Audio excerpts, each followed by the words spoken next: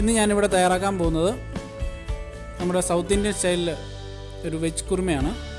അപ്പോൾ ഇത് വളരെ ടേസ്റ്റി ആയിട്ടുള്ളൊരു കറിയാണ്. ഇത് എളുപ്പത്തിൽ എങ്ങനെ തയ്യാറാക്കിയെടുക്കാമെന്ന് നമുക്കൊന്ന് നോക്കാം.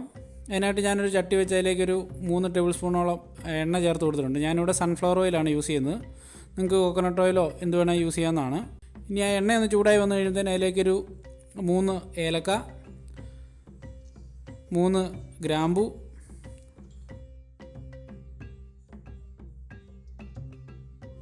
ഒരു ചെറിയ കഷ്ണം കറുവപ്പട്ട,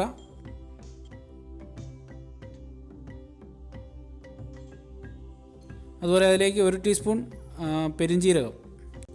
ഇത്രയാണ് നമ്മളിതിലേക്ക് ചേർത്ത് കൊടുത്തിട്ടുള്ളത്. അത് നന്നായിട്ടൊന്ന് മൂത്ത് വന്നു കഴിയുമ്പോൾ നമുക്ക് അതിലേക്ക് ഒരു 2 മീഡിയം സൈസിലുള്ള സവോള അരിഞ്ഞതും കൂടി ചേർക്കാം. അപ്പോൾ സവോള അരിയുന്നത് ഇച്ചിരി വലുതാക്കിയൊക്കെ അരിഞ്ഞാലും കുഴപ്പമൊന്നുമില്ല, കാരണം അത് നന്നായിട്ട് വഴണ്ട് കറിയിലേക്ക് അലിഞ്ഞു ചേരേണ്ടതാണ്. അപ്പോൾ നമ്മുടെ സവോള ഒന്ന് വാടി വന്നിട്ടുണ്ട്. ഇനി നമുക്കതിലേക്ക് 2 മീഡിയം സൈസ് തക്കാളി ചേർത്ത് കൊടുക്കാം. അപ്പം വലിയ തക്കാളിയാണ് നിങ്ങൾ എടുക്കുന്നതെങ്കിൽ 1 ചേർത്താൽ മതിയാവും, ഇല്ലെങ്കിൽ 2 ചേർത്ത് കൊടുക്കാവുന്നതാണ്. ഇനി അതിലേക്ക് ആവശ്യത്തിന് ഉപ്പും കൂടെ ഞാൻ ചേർത്ത് കൊടുത്തിട്ടുണ്ട്. അതും കൂടെ ചേർത്ത് നന്നായിട്ട് ഇതൊന്ന് വഴറ്റിയെടുക്കാം.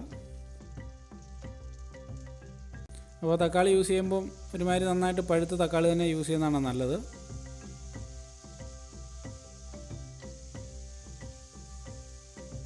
ഇപ്പോൾ നമ്മുടെ തക്കാളിയും ഉള്ളിയൊക്കെ ഏകദേശം പാതിയോളം വഴണ്ട് വന്നിട്ടുണ്ട്. ഇനി നമുക്കതിലേക്ക് 1 table spoon ginger garlic paste ചേർത്ത് കൊടുക്കാം. അപ്പോൾ ഇതും കൂടി ചേർത്ത് ഇതിൻ്റെ പച്ചമണമൊക്കെ മാറി വരുന്നോടം വരെ നമുക്ക് നന്നായിട്ട് ഇതൊന്ന് വഴറ്റിയെടുക്കണം. ഇപ്പോൾ നമ്മുടെ സവോളയും തക്കാളിയൊക്കെ നന്നായിട്ട് വഴണ്ട് വന്നിട്ടുണ്ട്. ഇനി നമുക്ക് ഇതിലേക്ക് ഇതിന് വേണ്ട മസാലകൾ ചേർത്ത് കൊടുക്കാം. അതിനായിട്ട് ഞാൻ ആദ്യം തന്നെ ഇതിലേക്ക് 1 ടേബിൾ സ്പൂൺ മുളക് പൊടി ചേർത്ത് കൊടുത്തിട്ടുണ്ട്. അതുപോലെ തന്നെ 1 ടേബിൾ സ്പൂൺ മല്ലിപ്പൊടി, 1/2 ടീസ്പൂൺ മഞ്ഞൾപ്പൊടി, 1 ടീസ്പൂൺ ജീരകം പൊടിച്ചത്.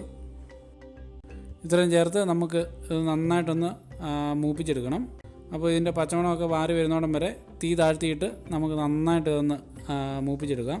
ഇപ്പോൾ എണ്ണയൊക്കെ നന്നായിട്ട് തെളിഞ്ഞു വന്നിട്ടുണ്ട്. നമ്മുടെ പൊടികളെല്ലാം നന്നായിട്ട് മൂത്ത് വന്നിട്ടുണ്ട്. ഇനി നമുക്ക് ഇതിലേക്ക് വെജിറ്റബിൾസ് ചേർത്ത് കൊടുക്കണം. അപ്പോൾ ഞാൻ ബീൻസ് 1 കപ്പ് ബീൻസ് ചേർത്തിട്ടുണ്ട്. അതുപോലെ ക്യാരറ്റ് 1 കപ്പ്, കോളിഫ്ലവർ 1 കപ്പ്,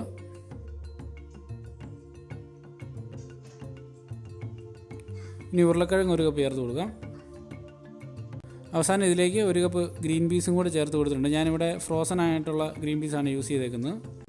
അതുപോലെ തന്നെ നമുക്ക് ഇതിലേക്ക് ആവശ്യത്തിന് വെള്ളവും കൂടെ ചേർത്ത് നന്നായിട്ട് ഇതൊന്ന് മിക്സ് ചെയ്യാം. അപ്പോൾ ഇത് ഏകദേശം നികമ്പം വെള്ളം ഒഴിച്ചു കൊടുക്കണം.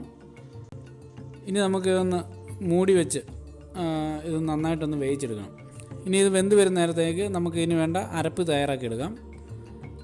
അപ്പോൾ അതിനായിട്ട് ഞാനിവിടെ ഒരു 1/2 കപ്പ് തേങ്ങ ചിരണ്ടിയത്, ഒരു 2 പച്ചമുളക്, കുറച്ച് കശുവണ്ടി, അതുപോലെ തന്നെ കുറച്ച് പരിപ്പ്, കടലപ്പരിപ്പാണ് ഇവിടെ യൂസ് ചെയ്തേക്കുന്നത്.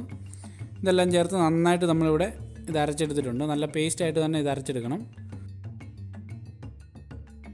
അപ്പോൾ നമുക്ക് നമ്മുടെ വെജിറ്റബിൾസൊക്കെ ഒന്ന് വെന്തോന്ന് നോക്കാം. ഇപ്പോൾ നമ്മൾ ഏകദേശം ഒരു 10-15 മിനിറ്റോളം ഇത് വേവിച്ച് കഴിഞ്ഞു. ഇപ്പോൾ നമ്മുടെ വെജിറ്റബിളൊക്കെ ഇവിടെ പാകത്തിന് വെന്തിട്ടുണ്ട്. ഇനി നമ്മളിതിലേക്ക് നമ്മൾ അരച്ച് വെച്ചേക്കുന്ന അരപ്പ് ചേർത്ത് കൊടുക്കുകയാണ്. നമ്മളിതൊന്ന് നന്നായിട്ടൊന്ന് മിക്സ് ചെയ്ത് കൊടുക്കാം.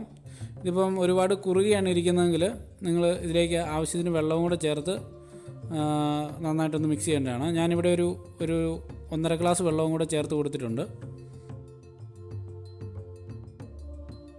ഇനി നമുക്കിതൊന്ന് തിളച്ച് വരുന്നോടം വരെ ഒന്ന് മൂടി വയ്ക്കണം. നിങ്ങളിതിലേക്ക് സവോളയും തക്കാളിയും ചേർക്കുന്നത് വെജിറ്റബിൾസിൻ്റെ അതേ അളവിലോ ഒരേ അളവിൽ ചേർത്താലും കുഴപ്പമൊന്നും ഉണ്ടാവില്ല. ഇപ്പോൾ നമ്മുടെ കറി നന്നായിട്ട് തിളച്ച് വന്നിട്ടുണ്ട്. ഇനി നമുക്ക് സ്റ്റൗ ഓഫ് ചെയ്തതിന് ശേഷം ഇതിലേക്ക് 1 നുള്ള് കസൂരി മേത്തി ചേർത്ത് കൊടുക്കാം. അതിനുശേഷം ഇതിലേക്ക് കുറച്ച് കറിവേപ്പില, കുറച്ച് മല്ലിയില, ഇതും കൂടി ഇട്ട് നമുക്ക് നന്നായിട്ടൊന്ന് മിക്സ് ചെയ്ത് കൊടുക്കാം. ഇപ്പോൾ നമ്മൾ നന്നായിട്ട് മിക്സ് ചെയ്ത് കഴിഞ്ഞു. ഞാൻ ഇതിൻ്റെ ഉപ്പൊന്ന് നോക്കുവാണ്. അപ്പോൾ ഇതിന് കുറച്ച് ഉപ്പ് കുറവാണ്, അതുകൊണ്ട് ഞാൻ ഇതിലേക്ക് കുറച്ചുകൂടി ഉപ്പ് ചേർത്ത് കൊടുക്കുന്നുണ്ട്. നമുക്കതൊന്ന് നന്നായിട്ടൊന്ന് മിക്സ് ചെയ്ത് കൊടുക്കാം. ഇനി നമുക്ക് ഇതൊന്ന് 5 മിനിറ്റ് മൂടി വെച്ചതിന് ശേഷം നമുക്ക് ഉപയോഗിക്കാവുന്നതാണ്.